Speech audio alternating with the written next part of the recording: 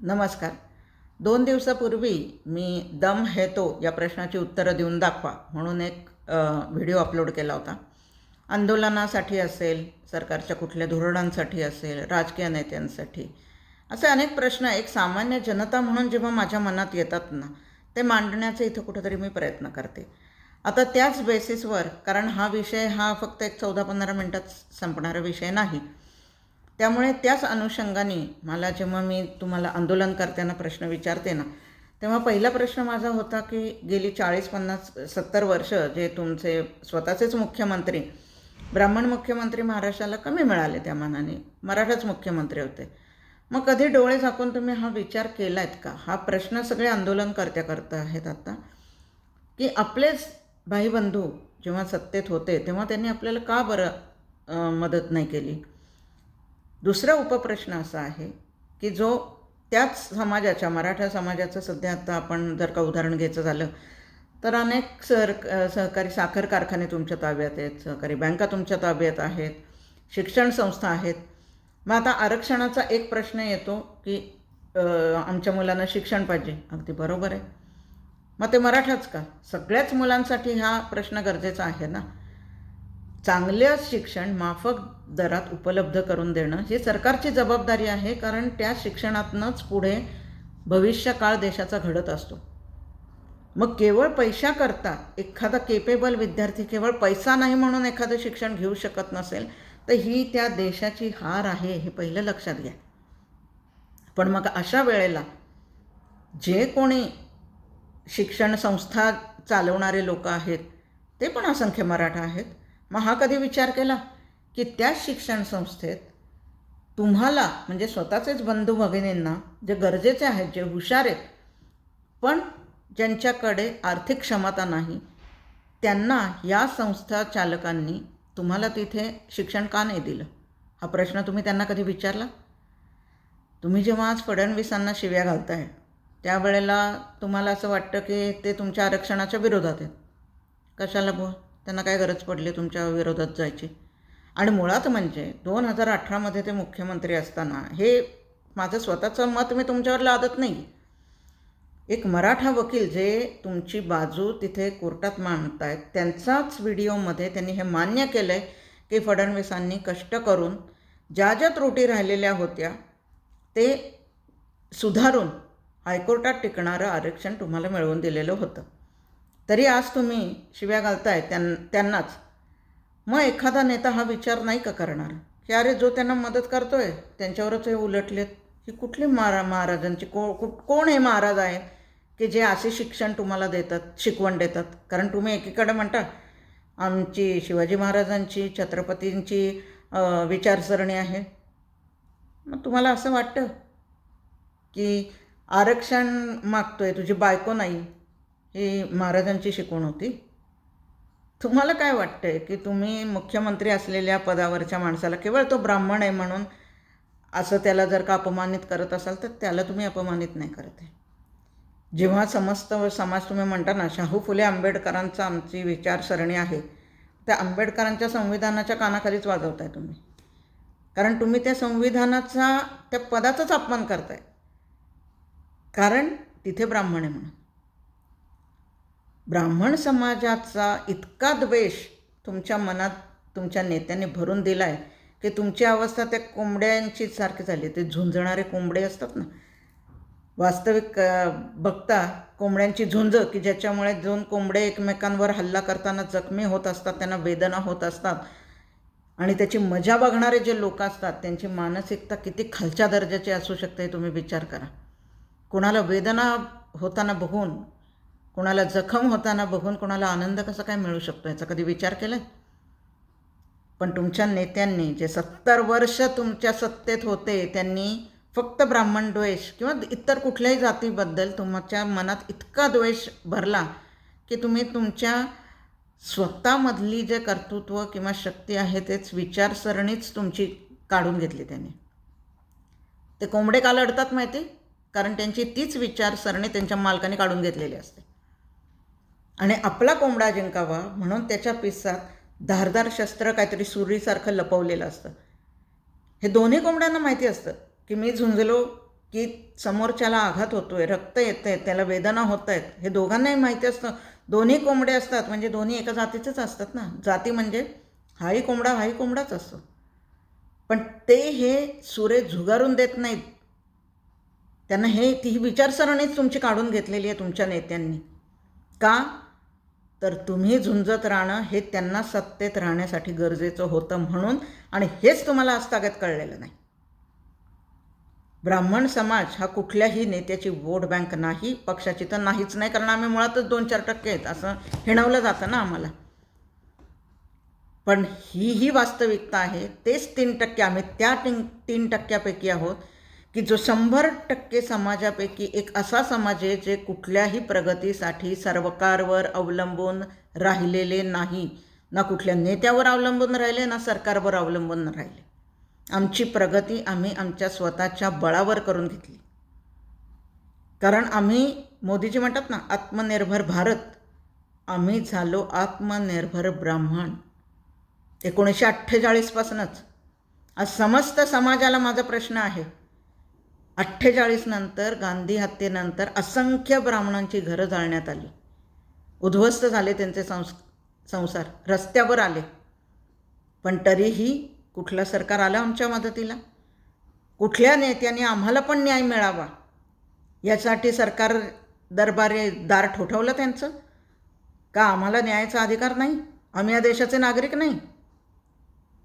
मग तेव्हा विचार करा की अशा प्रतिकूल परिस्थितीतून शिक्षण हे एकच शस्त्र घेऊन आम्ही तिथून बाहेर पडलो. आम्ही लक्ष नाही दिलं. आम्ही तेव्हाच आत्मनिर्भर झालो सुदैवाने, की आम्हाला कळलं की आपण जर का कुठल्या पक्षाची, नेत्याची वोट बँक नसेल तर हे सरकार आपल्याला मदत करणार नाही. त्यामुळेच आम्ही आत्मनिर्भर झालो. पण तुम्ही तर एवढी मोठी वोट बँक होतात, तरीही तुम्ही कसे काय कोंबडे झालात? ते शस्त्र तुम्ही आजही तुमच्या पिसात ठेवलेली आहेत आणि ब्राह्मणांना शिव्या घालत फिरताय. कारण तुम्ही एकमेकात झुंजत राहणं हेच तुमच्या सत्ताकारांना हवं आहे. हे तुम्हाला तेव्हाही कळलं नव्हतं ना, आजही नाही कळत आहे. OBC versus Maratha, Maratha versus ब्राह्मण, ब्राह्मण वर्सेस ओबीसी. पण ह्याच्यातला एक फरक सांगू, ब्राह्मण कधीच कोंबडा नाही झाला तुमच्यासारखा. कारण कोंबडा होणं न होणं हे कोंबड्यावर अवलंबून असतं, मालकावर नाही. तो निघून जाऊ शकतो तिथून, पण ते तुम्ही केलं नाहीत. तुम्ही कोंबडा झालात स्वतःच्या मालकाच्या हातचा आणि रक्तबंबाळ होत राहिलात त्याच्यासाठी, स्वतःसाठी नाही. मग एवढी जर का वोट बँक होतात तुम्ही, तर मग का तुमच्या मुख्यमंत्र्यांशी तुम्ही निगोशिएट नाही केलं? तुमच्याकडे विचारवंत नाही आहेत, पण तुम्ही त्यांच्याकडे न जाता तुम्ही अशा लोकांच्याकडे दिलं ज्यांनी फक्त तुम्हाला झुलवत ठेवले आहेत की 70 वर्ष, आणि अजूनही तुम्हाला झुलवतच ठेवलेलं आहे. आणि तुम्ही तुमच्या मागास असण्याची जबाबदारी ब्राह्मणांवर टाकताय. का?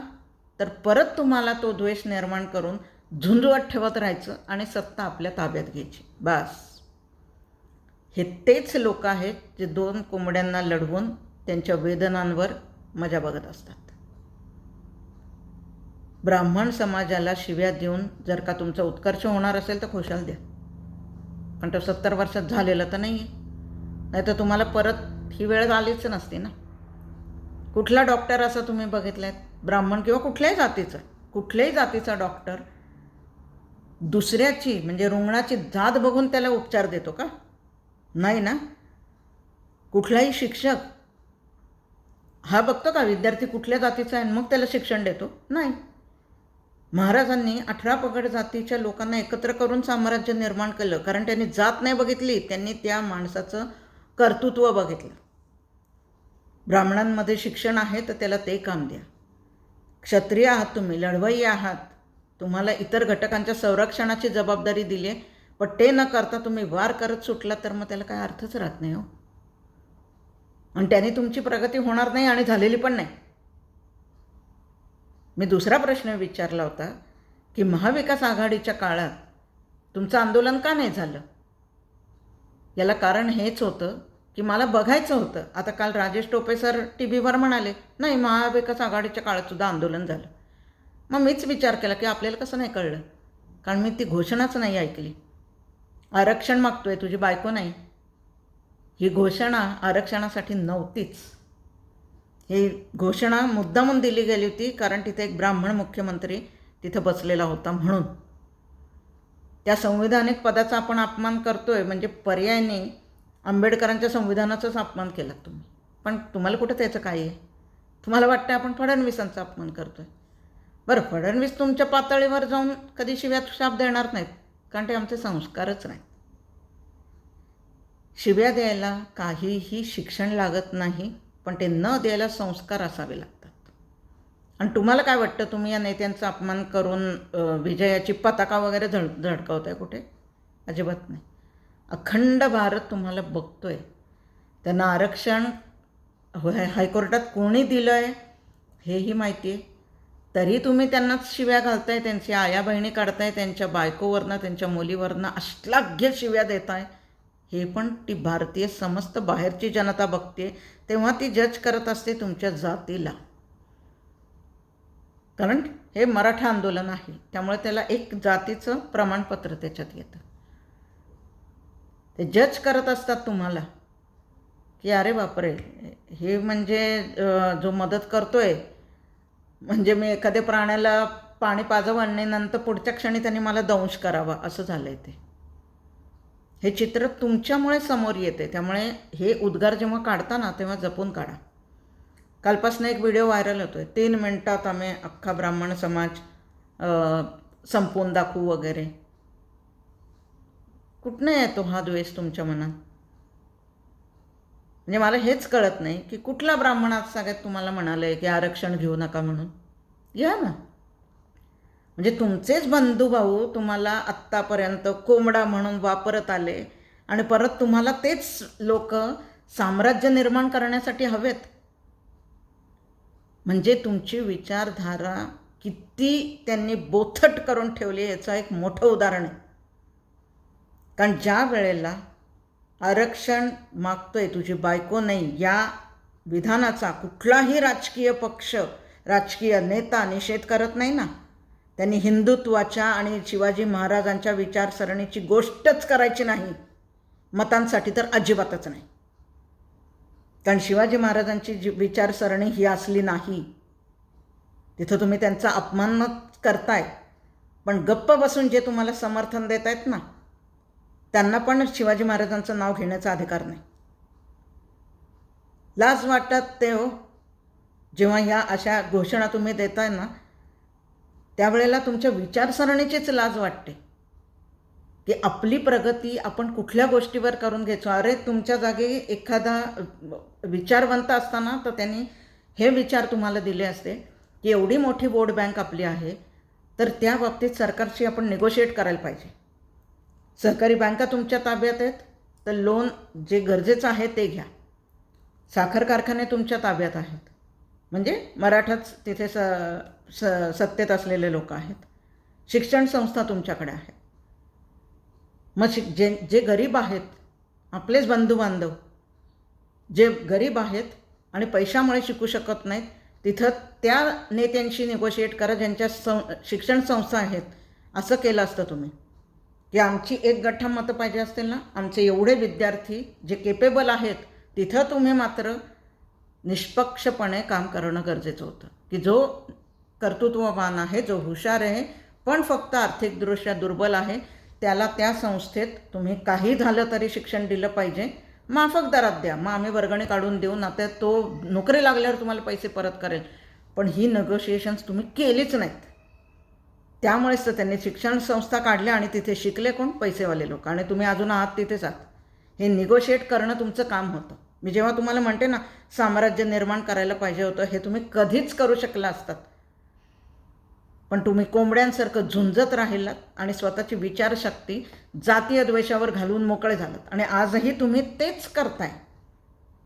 ब्राह्मणांना शिव्या घालून तुमची प्रगती होणार नाही आहे. आणि ब्राह्मण कोंबडा नाहीत, ते तुम्हाला प्रत्युत्तर देणार नाहीत. जेव्हा अनुल्लेखाने मारलं जातं ना त्याच्यावर आम्ही विश्वास ठेवतो. कारण तुमच्या कुठल्याही बोलण्याला कुठला तरी प्रतिशब्द मी वापरायचा, मग तुम्ही आणि काहीतरी बोलायचं, याने ना माझा फायदा होणार आहे ना तुमचा होणार आहे. म्हणजे तुम्ही ठरवायचं की आपण आता काय करायला पाहिजे. शिक्षणाच्या बाबतीत जेव्हा तुम्ही मागे लागता तेव्हा तुमच्या नेत्यांशी तुम्ही हे निगोशिएट का नाही करत काय आम्हाला व्यावसायिक शिक्षण द्या. एक लक्षात ठेवा, जेव्हा एखादा डॉक्टर उपचार करतो ना तेव्हा ते सेवा देत असतो. त्याचप्रमाणे एक व्यावसायिक जेव्हा स्वतःचा व्यवसाय सुरू करतो ना तेव्हा तो 4 लोकांना रोजगार देत असतो, 4 कुटुंबांचं पालनपोषण करत असतो. हे निगोशिएट तुम्ही तुमच्या सत्ताधारी असलेल्या नेत्यांशी का नाही केलं, हा माझा आज प्रश्न आहे तुम्हाला. जेव्हा तुम्ही समाजाच्या आरक्षणासाठी झटताय तुम्ही का नाही निगोशिएट केलं की आम्हाला वीज मिळत नाही ना, आम्हाला सोलर पॅनल लावून द्या. अशी काहीतरी पर्याय व्यवस्था करा की जिथं आम्हाला विजेवर अवलंबून राहायला लागणार नाही. जे नॅचरल रिसोर्सेस आहेत आम्हाला त्याच्यातलं ज्ञान आहे नाही माहिती नाही, मग सरकारने त्यांचं ज्ञान वापरावं. त्यांचे ज्येष्ठ तज्ज्ञ कोण जे असतील त्यांनी आम्हाला मदत करण्यासाठी वापरावेत, तरच आमची मतं तुम्हाला मिळतील. हे निगोशिएट तुम्ही का नाही केलं, हे प्रश्न आता माझे आंदोलन करताना जे स्वतः मागास म्हणायला धडपडतायत ना त्या सगळ्यांसाठी आहेत. तुम्ही मागास नाही आहात, तुम्ही स्वतःच्या चॉईसने मागास राहिलात. कारण ही पिसातली जी शस्त्र आहेत ना ती तुम्हाला तुमच्या नेत्यांनी काढू दिली नाहीत आणि तुम्हीही काढली नाहीत. ते आता तरी काढा, तरच तुम्ही निर्माण करू शकाल आणि तुमच्यात ती कुवत आहे. कारण तुमच्याकडे एकी आहे, तुमच्याकडे लेबर आहे, जमिनी आहेत. तुम्ही निगोशिएट करा सरकारशी. जे तुमचं शेतमाल साठवण्यासाठी आम्हाला ही जागा पाहिजे, ते सुरक्षित राहण्यासाठी सोलर पॅनल उभारा तिथे की जिथं गार थंडावा निर्माण होईल की जेणेकरून तो तिथं सुरक्षित राहील. आम्हाला गाड्यांचा वापर नको, आम्ही रेल्वे गाड्यांचा वापर करू जो स्वस्तात असेल आणि आमचा माल जास्तीत जास्त प्रमाणात पण वेळेत शहराकडे पोचवला जाईल. तिथला मधला दुवा ही तुमचाच पाहिजे. शेतकरी तर तुम्ही आहातच आणि इकडचा जो दुवा आहे तोही तुमचा माणूस नेमा. तिथं निगोशिएट करा जे बाजार समित्यांमध्ये तुमचे नेते बसलेले आहेत त्यांच्याशी, तरच तुम्ही शेतकऱ्यांचे तुमचे हे प्रश्न सुटणार आहेत. हे मी मान्य करते, हे सांगणं सोपं आहे पण प्रत्यक्षात येणं अवघड आहे, पण अशक्य अजिबात नाही. हे तुम्ही तुमच्या स्वतःच्यावर अवलंबून आहे की तुम्हाला किती स्वतःचे प्रॉब्लेम सॉल्व करायचे. आपण आपलं आयुष्य कसं असतं ना हे आपल्यावर अवलंबून असतं, समोरच्यावर नाही. तो त्याचं तो काम करत असतो, आपण आपलं करायचं. अजूनही तुमची एकी आहे तर ती वापरा, चांगल्या कामासाठी वापरा. आणि असं उदाहरण समाजाच्या समोर येऊ दे की हां मराठे लढवय्ये आहेत पण त्यांना आपले प्रॉब्लेम कसे सॉल्व करायचे याचं ज्ञान पण आहे. त्यांच्याकडे विचारवंत पण आहेत, हे जर त्यांना चांगली दिशा देऊ शकतील ते विचारवंत शोधा आणि त्यांच्या मागे जा. नको त्यांना त्यांच्या मागे नका जाऊ, त्याचा काय उपयोग नाही आहे. एक उदाहरण देऊ तुम्हाला, आता दुसरं म्हणजे पटेल तुम्हाला. महाविकास आघाडीच्या काळात त्या मुख्यमंत्र्यांना नाही म्हणालात तुम्ही आरक्षण मागतोय, तुझी बायको नाही का? त्या मुख्यमंत्र्यांना म्हणलं असं त्यांच्या कार्यकर्त्यांनी काय हालत केली असती तुमची, म्हणून तिथं तुम्ही बोलायचं नाही. पण तेच मुख्यमंत्री, तेच नेते जे स्वतः हिंदुत्वाचे गोडवे गात आहेत ना, ते समजतं एका नेत्यासाठी नाही आहे माझं, जे समजतं ना ते हिंदुत्वाचे गोडवे गात आहेत ना ते पालघरच्या बाबतीत गप्प बसलेले होते, कारण ही त्यांच्या पक्षाची धोरणं असतात. तुम्ही कधी कोणाच्या अंगावर जायचं आणि कधी हिंदुत्व दाखवायचं, कधी एकी दाखवायची हे तुमच्या हातात नसतं. म्हणून तुम्ही राणा दाम्पत्याला थांबवलं. हिंदुत्वाचा झेंडा घेणाऱ्यांनी हनुमान चालीसा म्हणणाऱ्याला थांबवावं यासारखं दुर्दैवच काही नाही. पण परत तेच त्या नेत्यांनी ही पिसं नुसती मोकळी सोडलेली नाहीत, त्याच्यात सुऱ्या पण ठेवलेल्या आहेत. म्हणून तर कार्यकर्त्यांना कळत नाही. कार्यकर्ते बेलगामपणे काही वक्तव्य करत असतात, पण आपला नेता आपल्याला कुठल्या दिशेने नेतोय, ती दिशा योग्य आहे का नाही ही विचारसरणीच तुमच्याकडे नाही. आणि म्हणूनच आज तुम्ही कार्यकर्ताच आहात आणि तिथंच राहणार. कारण जोपर्यंत तुम्ही हे काम करताय ना तोपर्यंतच नेता खुर्चीवर बसलेला असणार आहे. हे ज्या वेळेला तुम्हाला सगळ्यांना लक्षात येईल ना तेव्हाच हा समाज प्रगती करणार आहे, तोपर्यंत नाही.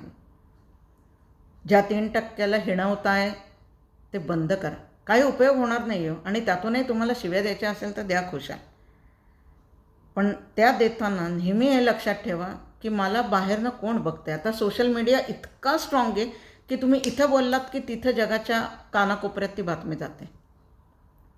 मग बाहेरचे सगळे लोक जो उद्योग घेऊन तुमच्या राज्यात तुमच्या भागात येणार आहे, तो तुम्हाला उद्योगासाठी ह्या लोकांना मी नोकऱ्या देऊ का नाही हा विचार करणारे हे विसरू नका.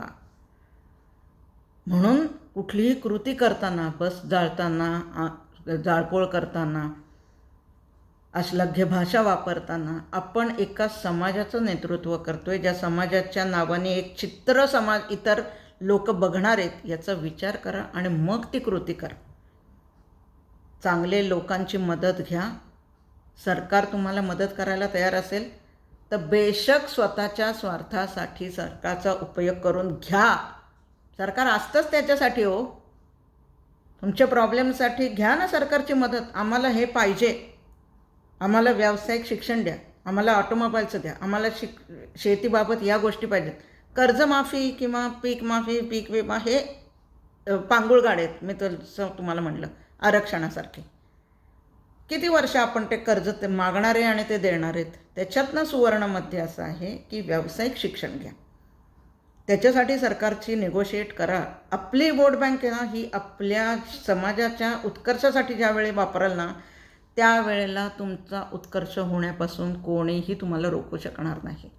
आणि मग सरकार पुढे हात पसरायची तुम्हाला गरजच नाही. ते सरकार वोटिंगसाठी तुमच्या दारात येतं का नाही बघा, विचार करा आणि मग कृती करा. नमस्कार.